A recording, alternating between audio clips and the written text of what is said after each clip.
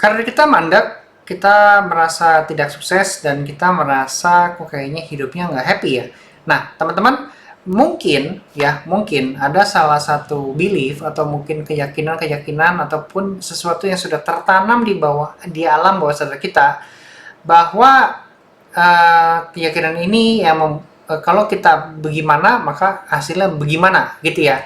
Dan itu disebut dengan belief ya, belief lebih dari keyakinan, tapi saya agak susah sih ngomong ini. Cuman gini ya, pokoknya belief deh, sesuatu yang kita yakini dan sudah pasti terbukti kebenarannya, padahal belum tentu kebenarannya.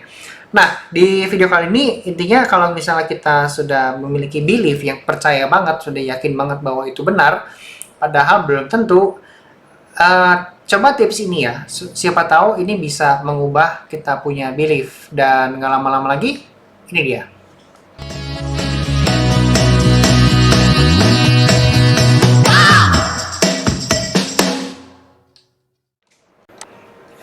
Oke, di topik kali ini kita akan membahas tentang cara mengubah sebuah kepercayaan, sebuah belief yang kira-kira sudah mendarah daging di kepala kita dan membuat kita ketika mau bertindak malah takut karena belief tersebut. Oke, kita langsung mulai aja. Jadi tips yang pertama adalah identifikasi bukti yang support dengan pikiran itu. Nah, ini ada contohnya ya. Intinya apa yang bikin kamu percaya sama pikiran tersebut? Mungkin kamu percaya kalau kamu nggak atraktif karena kamu overweight. Mungkin juga karena kamu pernah ditolak orang, atau mungkin juga karena kamu merasa kamu emang nggak pantas buat diterima sama orang lain. Nah, ini adalah contohnya mengenai overweight. Jadi banyak orang merasa tidak percaya diri, merasa tidak atraktif, merasa jelek dirinya, merasa dirinya itu nggak layak lah bergaul sama orang lain karena overweight alias obesitas. Pertanyaannya, benarkah demikian? Ya, apakah kalau misalnya obesitas sama dengan tidak atraktif, obesitas sama dengan orang malas bergaul sama kita? Obesitas itu sama dengan sesuatu yang buruk lah, ibaratnya gitu. Benarkah demikian? Ya, silakan Anda coba lakukan identifikasi bukti yang support dengan pikiran itu. Anda bisa tanyakan kepada orang-orang, lu nggak mau berteman sama gue ya, misalnya seperti itu ya. Terus Anda coba lihat juga teman-teman Anda gimana mereka kalau yang memiliki badan yang sama, apakah mereka sama-sama tidak atraktif? Tadi kan obesitas tidak atraktif. Pertanyaannya, apakah semua orang seperti itu? Nah, kalau ternyata tidak semua orang seperti itu, bisa jadi itu keyakinannya salah, ya. Dan berikutnya adalah pisahkan mana bukti yang fakta dan mana yang feeling. Overweight itu beneran karena bisa diukur dari BMI, ya. Pernah ditolak orang itu fakta karena udah kejadian kan. Merasa ditolak itu perasaan. Nih poin ini, merasa ditolak itu perasaan karena nggak beneran ditolak, cuman merasa ditolak aja. Feeling itu bukan bukti yang kuat, jadi jangan percaya sama bukti berdasarkan feeling, ya. Waduh, kalau di bangunan nih misalnya ya, pasaran sepi nih. Nah, pasaran sepi. Pertanyaannya, pasaran sepi itu kan mempengaruhi omset ya. Nah, oke, target kita adalah omset. Omset turun itu beneran ya, karena bisa dilihat angkanya.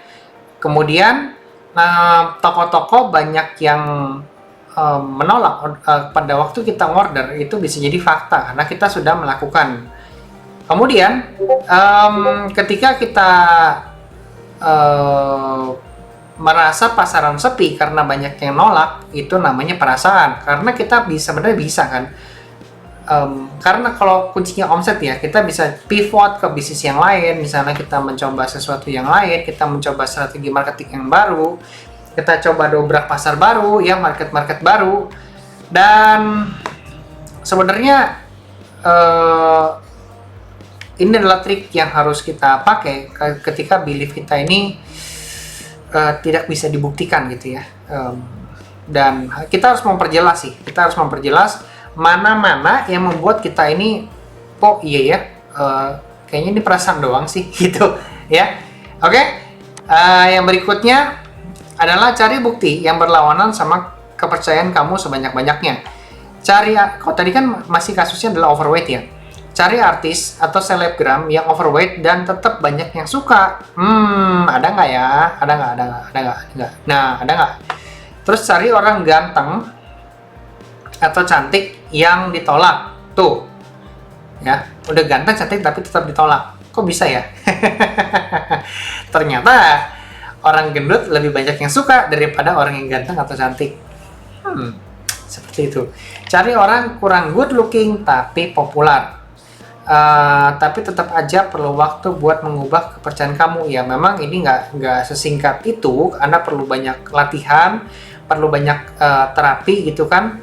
Dan kalau mau cepat memang harus punya mentor, Anda harus punya pembimbing seperti mungkin psikolog gitu yang bisa membantu Anda mengubah belief Anda. Yang penting pertama teman-teman ya,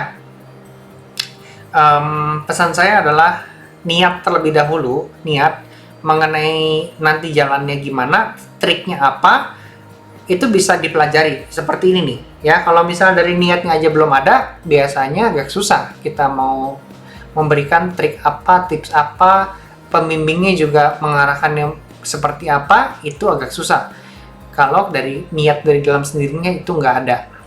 Oke? So teman-teman, hopefully bisa bermanfaat tips tentang cara mengubah belief kita, keyakinan kita, ataupun kepercayaan yang sudah mendarah daging dalam diri kita. Ya, seperti yang saya bilang, niat dulu, baru Anda cari tahu bagaimana caranya. Salah satunya dengan menonton video ini, seperti itu. Oke, dan harapannya setelah Anda mengubah niat Anda bisa lebih happy, Anda lebih bahagia, dan tentunya apa yang Anda inginkan itu bisa tercapai dengan perubahan yang sudah Anda lakukan, karena belief yang tadinya Anda yakini sudah dipatahkan dengan belief-belief yang baru. Oke, terima kasih teman-teman, khususnya teman-teman pengusaha bahan bangunan yang sudah men-subscribe channel ini, yang sudah nonton. Dan kita punya komunitasnya namanya pengusaha bahan bangunan, di mana saya banyak membahas tentang strategi yang bisa membantu teman-teman meningkatkan omset, seperti misalnya strateginya leadership, training, team building, marketing, operational, financial, dan masih banyak lagi ya. Supaya nggak mau ketinggalan, welcome, subscribe, dan juga like, comment, and share, dan juga gabung sama komunitas kita. Thank you guys, sampai jumpa di video berikutnya. Salam sukses pengusaha bahan bangunan Indonesia. Bye bye.